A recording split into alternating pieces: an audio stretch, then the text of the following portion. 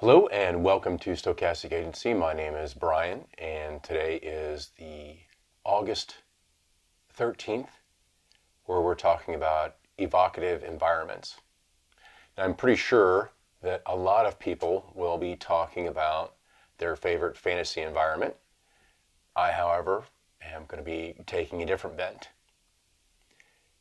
Growing up with role-playing games was something that happened for me between the periods of 1979 and 1989. Throughout that entire period is really when I was involved very heavily in playing role-playing games. During one summer, because my family had a very large group of aunts and uncles, we used to travel a lot across the United States. And I was lucky enough to one summer take a 3-month trip primarily in the region of the US. If you were to draw a line from Kansas City almost directly west and then hit the coast, before you get to the Rockies, you would go north and then cross the Rockies once you get towards Oregon, and then up to Seattle, and then across the US-Canadian border, coming back east, cutting down through states like North Dakota and South Dakota, and then through Washington and Michigan and Wisconsin and all those upper states, and then zigzagging down and then back over to Kansas City once you hit the state of Missouri. It was a very long trip, and it was just my mom and dad and I.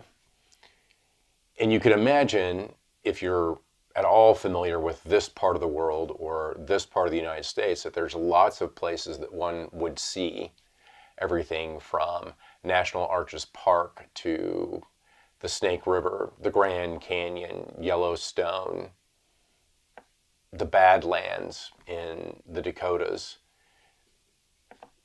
the Redwood National Forest all along the upper part and into the Pacific Northwest, Glacier Park. There's all kinds of stuff to see in that area. But there's one place for me that, as my family were traveling in this area and I was reading a lot of fantasy books and had my copy of Advanced Dungeons and Dragons with me, because let's face it, in a trip like that, you're going to be doing a lot of reading. There's a lot of sightseeing and then a lot of travel time, and a lot of sightseeing and a lot of travel time. There is one place, though, that stood out, which is the one I'm going to pick for this.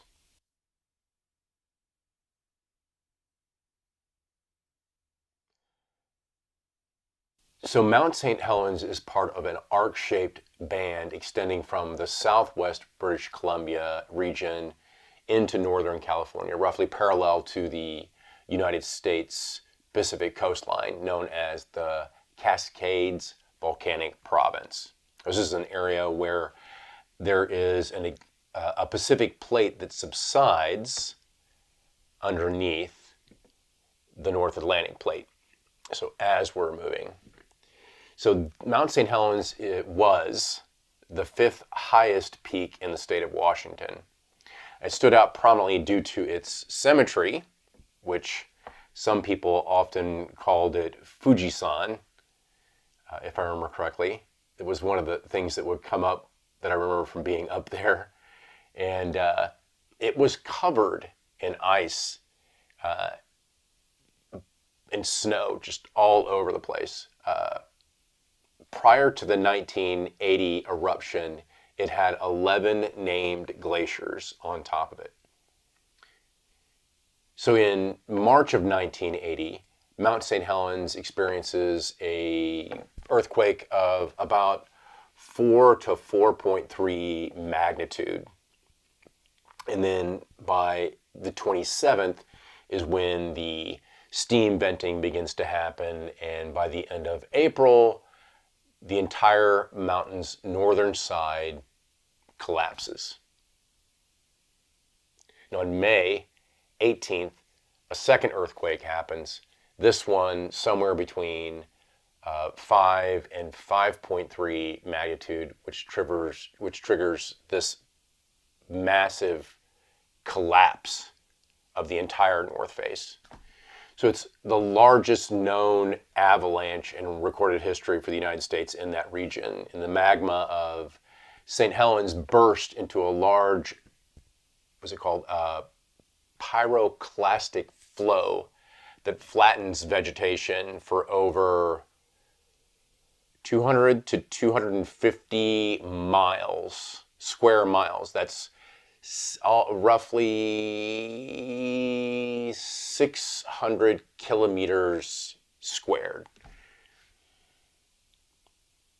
Now, it's an interesting region, no doubt, and the starkness of the entire trip after seeing the majesty of the Grand Canyon, one of the great natural wonders of the world, seeing natural arches in Utah and seeing salt flats, and on your way towards this part of the U.S., there's so much vegetation and such a diverse collection of environments that it's kind of hard not to be more inspired by reality, at least for me,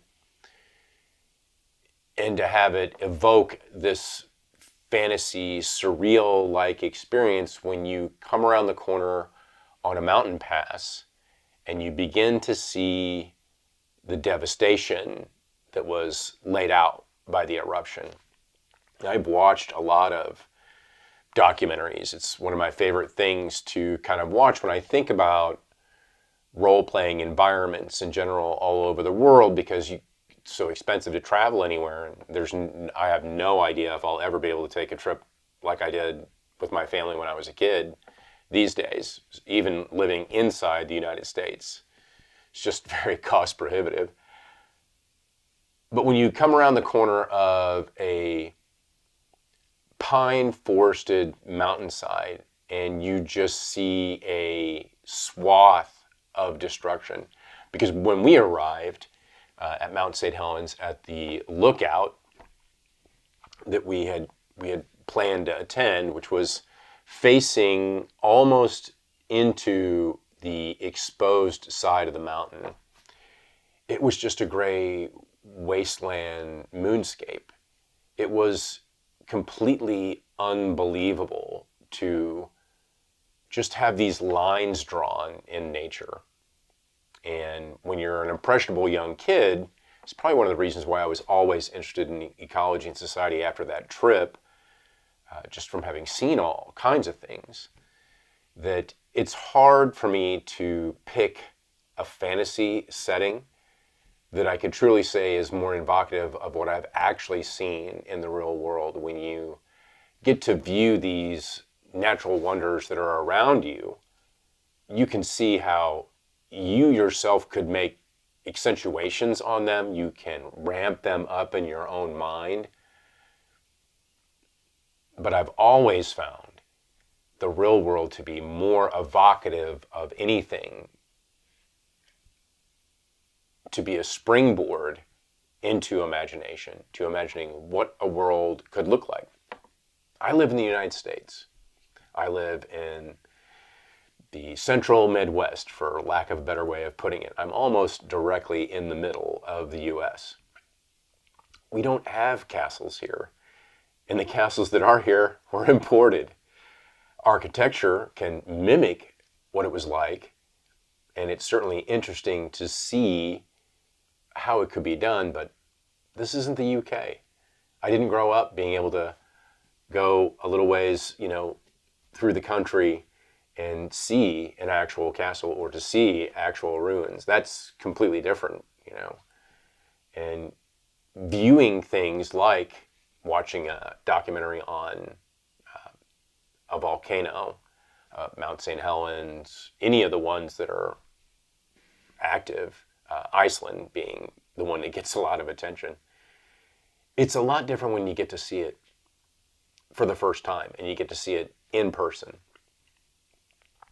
So that's why I would say, if you really want to see something that can be evocative for role playing or thinking about what a fantasy secondary world looks like, or heck, even if you want to see what the possible moonscape looks like, this is why I would say that if you live in a part of the US or whatever state you might be in or whatever country you might be in, if there is some location near you, not just your average little park, neighborhood park. We've got loads of them here in Kansas City, and we had even more of them in St. Louis, but someplace out in the world where you can go to see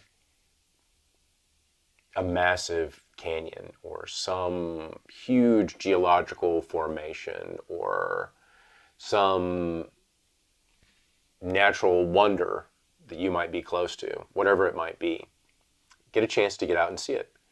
If you don't have something big, at least look for something that's your local state park. Even that can contain a lot of wonder within it.